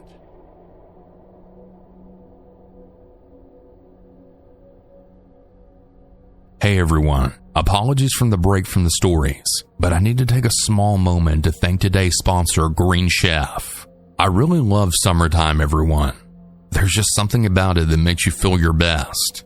It's the perfect time to start building healthy meal habits that stick. That's why I've been using Green Chef to help me eat cleaner and stay on track. Green Chef makes it easy to spend less time in the kitchen and more time enjoying the summer. And with their new Heat and Eat meals, enjoy a delicious wholesome meal in just 3 minutes. The recipes change every week, and with week-to-week flexibility, you can adjust your plan to match your mood and your schedule. I use Green Chef personally, and I really like it a lot, and I definitely think you should check it out too. They've got a lot of great options for pretty much any diet that you're on, and I definitely think it's worth checking out. Make this summer your healthiest yet with Green Chef. Head to greenchef.com/50cannibal and use code 50cannibal to get 50% off your first month, then 20% off for 2 months with free shipping. That's code 50cannibal at greenchef.com/50cannibal.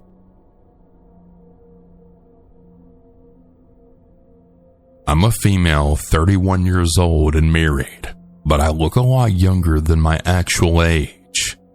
In retrospect, my story isn't nearly as frightening as others, but it really spooked me at the time. I also want to give a warning to everyone in regards to strangers asking for too much information. I live in an area that's not exactly known to have pristine neighborhoods. When I walk outside my complex, it's very common to see syringes on the ground, homeless people sleeping in the middle of the sidewalk, and trash on litter. It's also common to hear the sound of police sirens. In fact, a couple of blocks away from me was a furniture store that was busted for actually being a drug production site. The sad part is that I don't even live in the worst part of town. My husband and I plan on moving to a different state very soon. While packing, I noticed we were running low on empty boxes, so I decided to go to our local Home Depot to get some more. For some reason, the parking lot at this location is always super full, so I ended up parking in the back of the parking lot furthest away from the store. I was walking with purpose and quickly made my way through the entrance of the store, eager to get this errand over and done with. As I was walking, there was this guy standing behind a table selling something about AC servicing or something. I didn't really care to read the sign. This guy called out to me and made a sales pitch. I politely declined and walked past him. I grabbed my boxes, went to check out, and then exited the store. It's worth noting that the exit is on the opposite side of the building. It's a good ways away from the entrance. When I reached my car, I opened my trunk to put in the boxes, but I was suddenly interrupted by the guy that had tried to make the pitch to me for the AC services. Keep in mind that I'm far away from the store at this point, and all the way in the back of the parking lot. This guy very obviously and intentionally followed me to my car. He starts off with, "Hi there. You have pretty eyes.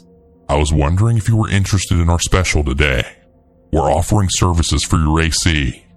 This damn guy. Are you kidding me? I was already irritated that he was talking to me again, but I was even more uncomfortable because he very obviously went out of his way to follow me. "We don't have AC," I responded curtly. That's a lie, but I figured it would get him out of my hair. He saw me putting the boxes in my trunk and offered to help, but I wasn't having it.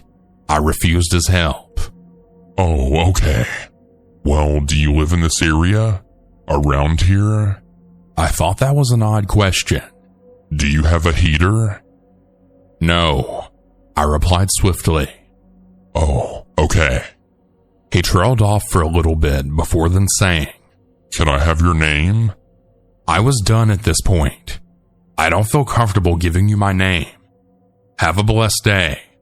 He then very suddenly left as quickly as he came. I quickly drove out of that parking lot, being sure not to pass the entrance again so he wouldn't be able to take a picture of my license plate or anything. I don't know what you all think, but I'm pretty sure it's not normal for somebody making sales pitches to step away from their station to follow a potential customer out to their car, especially when that person has already rejected the offer. This guy was obviously looking for a date, but definitely went about it in the worst way. It was also unsettling to me that he was insistent on getting as much information about me as he could. With the way social media is nowadays, it's definitely possible to be able to find someone based on a location and first name. I may be overreacting or overthinking things, but this could have very well turned into a situation where he could have stalked me online, or worse. You just never know. It doesn't matter if you don't think you're pretty or handsome. Creeps can and will try to approach you. Be alert, and please be careful.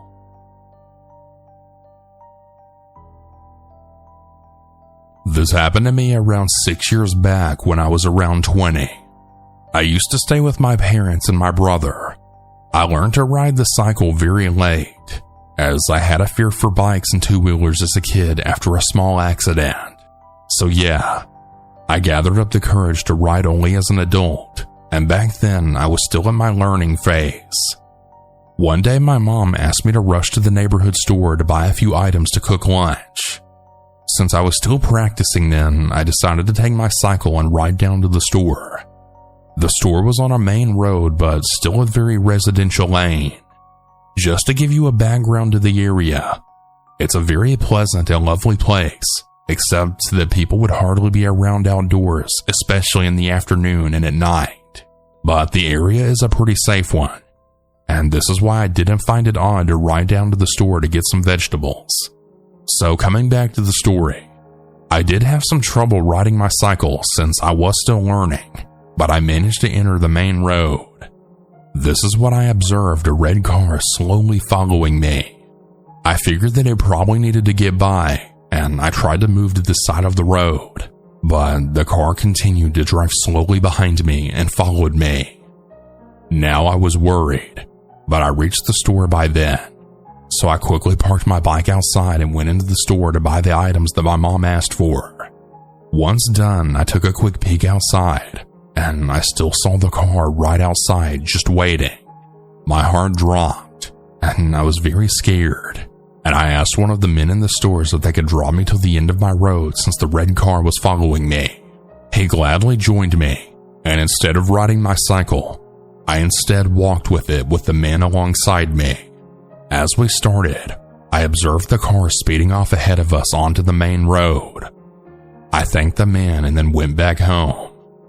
Since nothing much happened after that, I didn't mention it to anyone, and I just continued on thinking that maybe it's just done. Fast forward 3 months. I was able to ride much better at this point.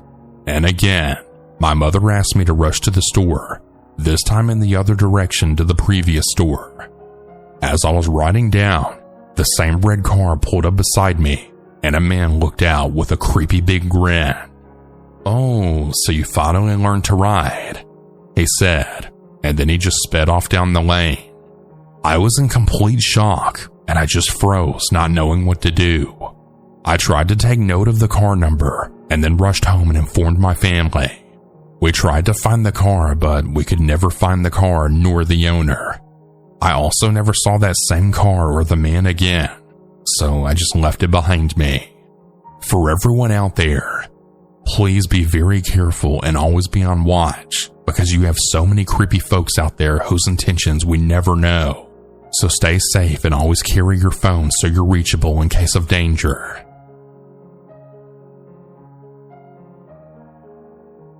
Before I start this story, I want to say that I've always loved listening to true horror stories, as well as similar things. So maybe that's what made my brain pick up on the serious situation that I was in. So to give you a little bit of info, this happened when I was in the 7th grade. So I was around 12 years old, and my dad would always wait for me at the bus stop. But unfortunately, during the time this took place, he had to stay late for work. but my house was only up the street, so he trusted me to make the walk by myself. The walk started off as normal, as I had my earbuds in, so I wasn't fully aware of all of my surroundings, until I noticed a truck slowly trailing behind me, which made a pit form in my stomach, and something then told me that something was off about it. So I paused my music and tucked my headphones into my pocket so I could pay attention to everything happening around me. That's when I heard a man call out, and I just tried to ignore him. But he then called out my name, which then made me pause and then turn to look at the truck. He parked his truck right beside me. Hey, Blair. I didn't recognize this man at all, so I took a step back on the sidewalk. Do I know you? He gave me a smile that made me really uncomfortable. Yeah, I've known you since you were little. He held up a hand mocking how he knew me when I was younger. Oh, cool. I went to turn away from him, but he slowly trailed beside me in his truck. Where's your dad? Does he know you're walking alone? My heart dropped. Yeah, he's waiting for me, so I gotta go. The man motioned for me to get into the truck, but I was always told stranger danger, and even though this man knew my name and claimed to know me, I had no recollection of ever knowing this man. I sped up my walk to a jog as the alarm bells were now ringing in my head, and he then called out to me, but I saw my house just ahead. So I then ran over and ran around the back so he couldn't tell which place was mine, and I figured that would be the end of it, until I saw the same white truck waiting at my bus stop, and so I asked one of my friends to walk with me, and he agreed. Once I got home, I had asked him to stay until my dad got home, but unfortunately his mom wanted him home, so I bid him goodbye and then locked the door behind him. I messaged one of my dad's friends asking him if he could walk me home for the next couple of days, and he agreed. Here's some things that you should know about him. He's almost 7 feet tall and on the heavier side, which makes him look pretty intimidating, but once you get to know him, you'd know that he was just a teddy bear and that he wouldn't hurt a fly. I felt relief when I saw him waiting at the bus stop, but dread filled me once I saw that cursed white truck yet again. So once I got off the bus, I discreetly motioned towards the truck and kept my voice low. That truck has followed me for the last 2 days, and the guy claims that he knows me, but I don't know him. He looked over at the truck, and the guy sped off. Once I got home, he stayed with me until my dad had gotten home, and that's when I told my dad all about the guy who had been following me. He said that he knew you. My dad looked at me seriously. What did this guy look like? I hadn't paid too close attention, but a few details stuck out. He was probably older than you. He had gray hair and stubble, and he was really thin, but that's all I really know. He just shook his head.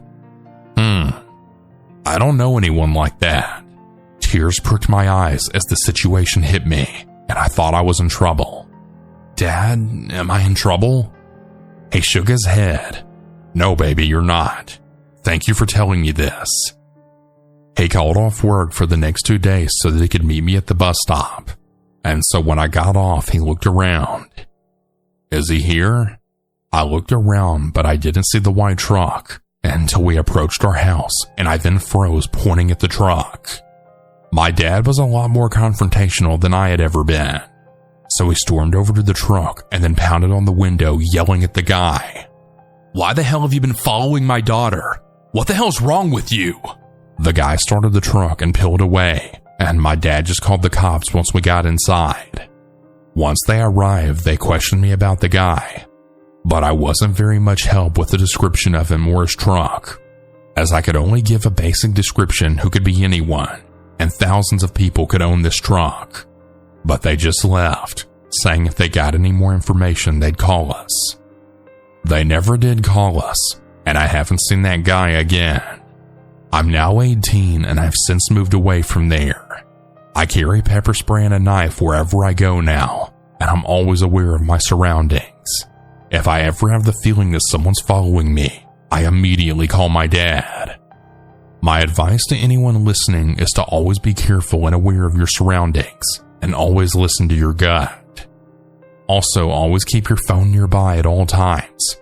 You just never know what will happen in this messed up world.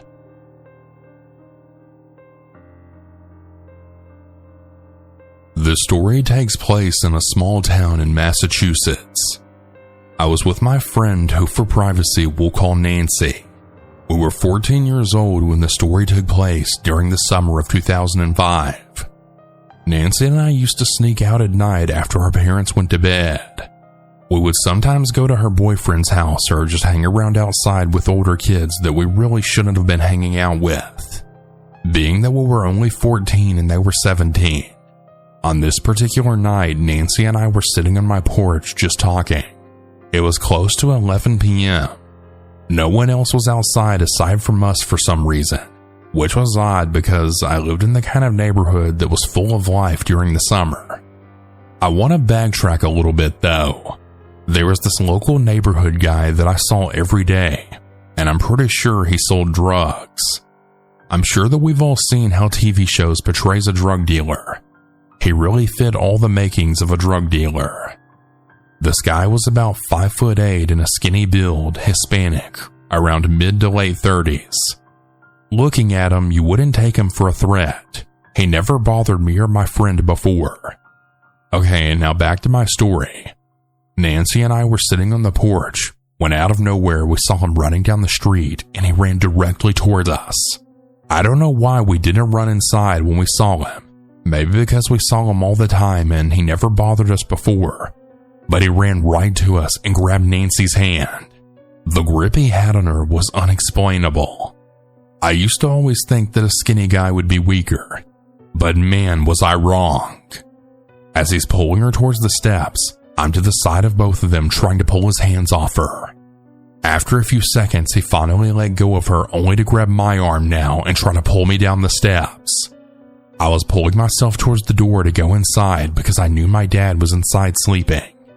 At this time, Nancy's now trying to pull his hand away from my arm. Finally, I got close enough to the door to open it. I let myself fall so he couldn't pull me.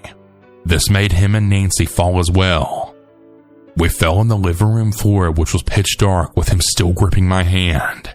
That's when I then yelled out for my dad, and I could hear my dad running down the hallway. Without even turning on the light, my dad started punching this guy, and I could hear him whimpering. When I turned on the light, the guy was now screaming from the side of my dad. My dad is about 6'2" and has a muscular build. He was one of those men who always wore a mad face, even when happy. My dad kept beating on him while the guy was saying he was sorry over and over. Finally, my dad yells at him to get the hell out of here. He drove Nancy home, who lived around the corner, and after doing a lot of begging, he didn't even tell her parents about what happened.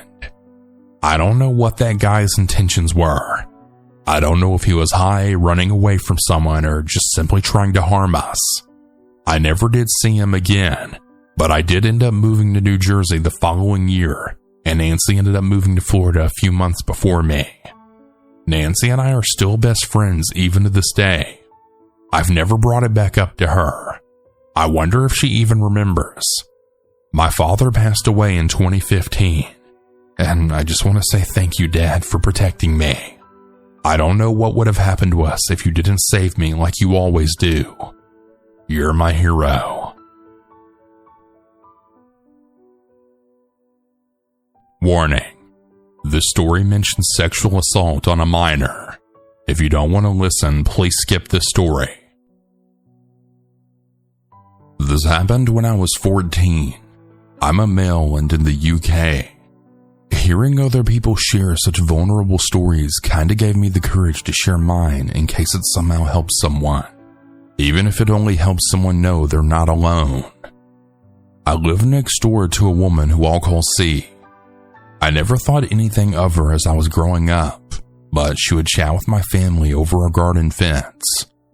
We shared a hedge and my dad would cut it for her in the summer, as well as do the grass cutting if no one in her family was able to do so. Sometimes C would have her own father do garden stuff. But as I grew older, my dad began doing it more since C's dad was getting on in age. She was our neighbor before I was even born, and my mom and dad got along with her.